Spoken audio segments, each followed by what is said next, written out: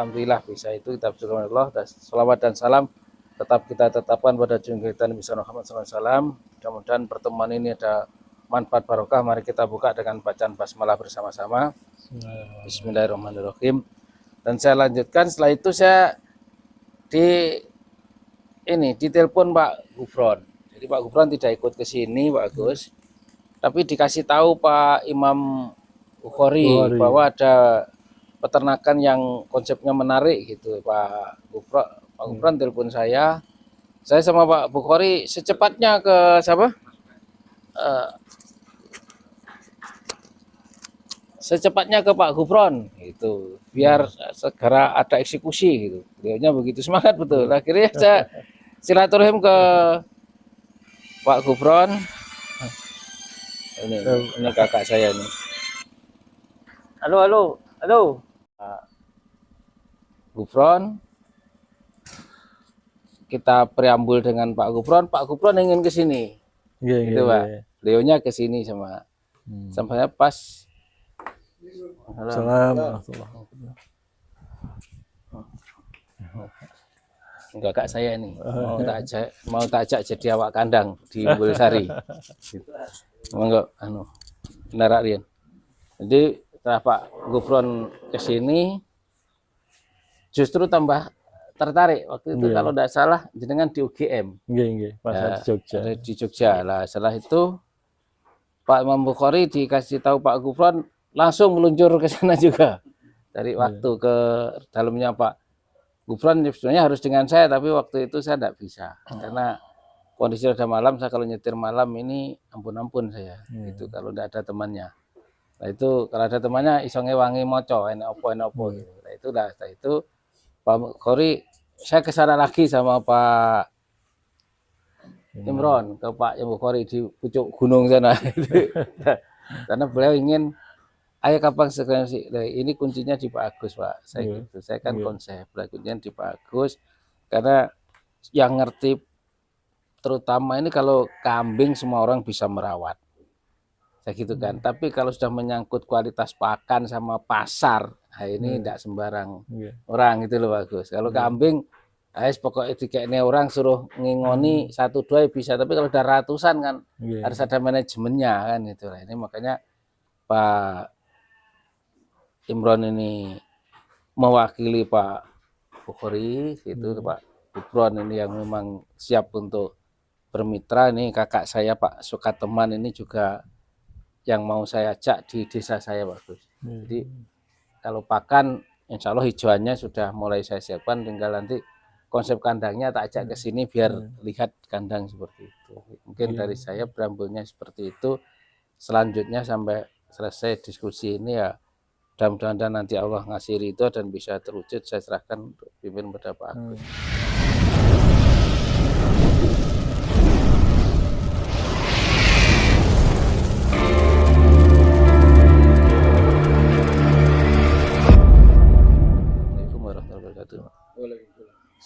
Assalamualaikum warahmatullahi wabarakatuh. Waalaikumsalam. Alhamdulillah. Bersyukur bisa sharing ini Pak. Bisa sharing. Karena memang konsep domba ini intinya kan memang tidak pernah diperhatikan gitu ya. Jadi tapi sudah menjadi budaya masyarakat. Itu bisa membantu untuk anaknya sekolah, gitu. Tidak jauh dari sapi lah. Kalau misalnya untuk breeding itu.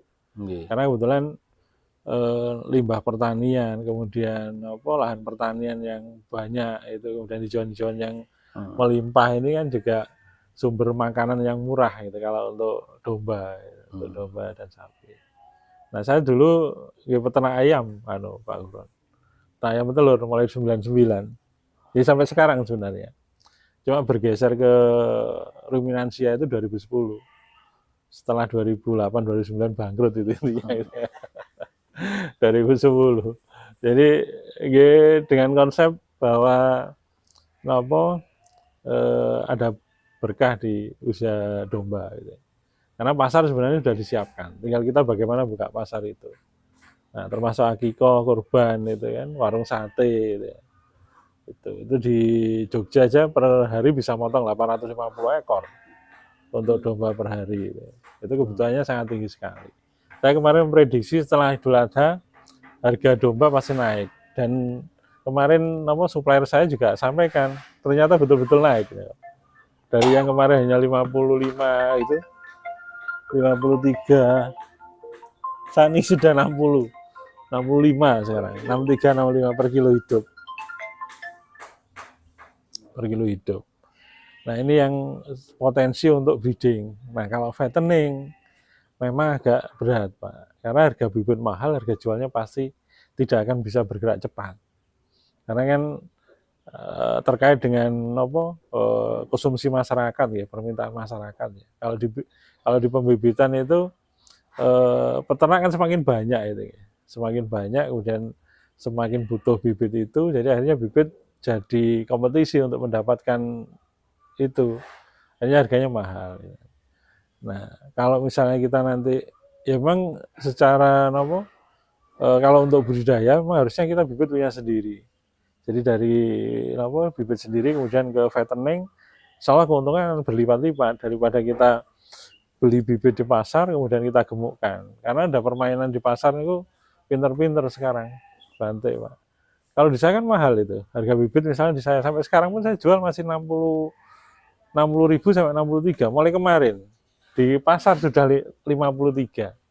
Tapi kalau ditimbang yang di pasar, itu jarak 2 hari sudah susut 2,3 kilo gitu.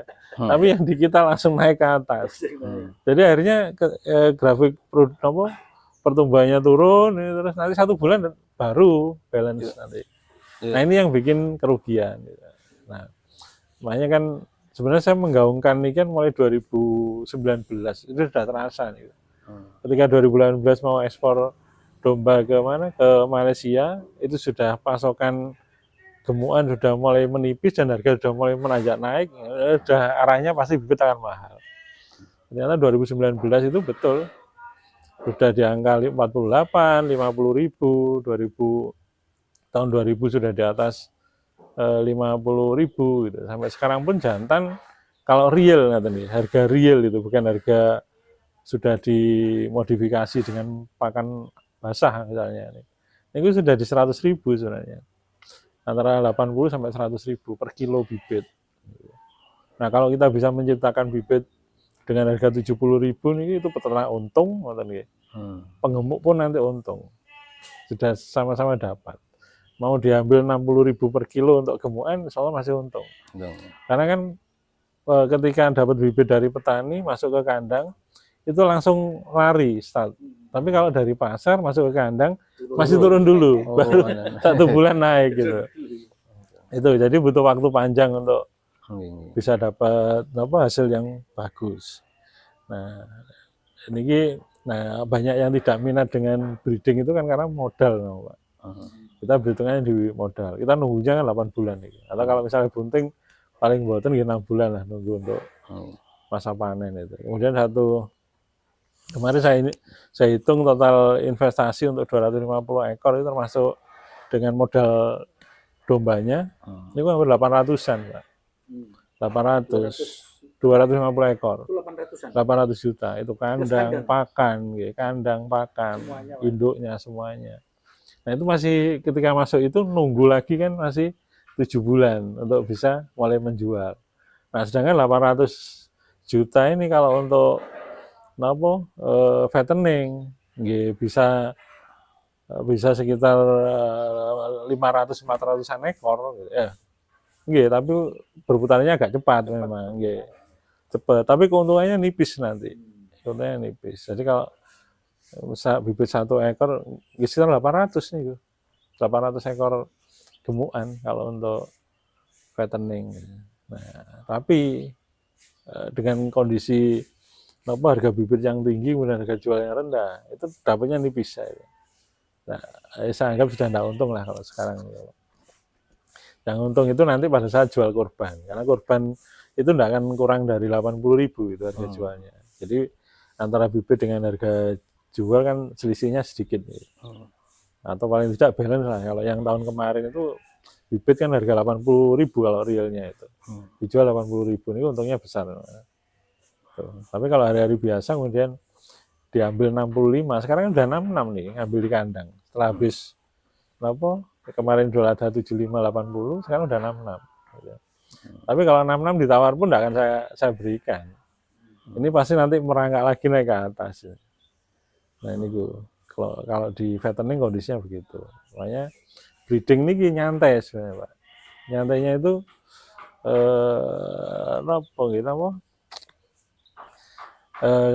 kita memberi pakan itu kan yang penting di posisi standar, gitu. Tidak terlalu gemuk, juga tidak terlalu kurus. Gitu. Kalau di hitungan BCS kan 3. Gitu. Kemudian kombinasi dengan hijauan itu masih bisa. Nah, intinya. Yang penting bisa masuk di 2,5 sampai 3 itu kegemukannya, nilai kegemukannya. Itu sudah bisa 2,5 apa nih? Kan ada naik Pak, angka kenaikan. Angka apa? Skor untuk BCS itu. Body skornya ya. Apa? Nilai kegemukannya itu. Nah, itu 1 sampai 5. 5. Jadi kalau nilainya itu 2,5 itu sedang berarti. Minimal harus 2,5 nilai gemuknya. Kalau dipegang itu tidak membentuk huruf V gitu kan, agak membengkak sedikit. Ngeten. Kalau di punggung gitu kan biasanya. Punggung belakang nih Pak. Nah itu di posisi itu sudah cukup. Jadi kombinasi hijauan kali konsentrat. Tapi kalau ke penggemukan kan memang full harus konsentrat. Dipegang harus ngeten nggih. Dan memang harus dicari yang super gemuk gitu kalau untuk penggemukan. Itu. Rata-rata kelahiran saya hitung 1,5 kalau di breeding 1,5. Jadi tiap lahir itu 1,5 anak. Ada yang lahir 2, ada yang lahir 1 maksudnya. Ada yang lahir 2, ada yang lahir 1, ada yang lahir 3. Rata-rata 1,5. Gitu. Jadi kalau dalam waktu 100 ekor dalam waktu 2 tahun kan 3 kali beranak nih. Sudah 560 ekor itu.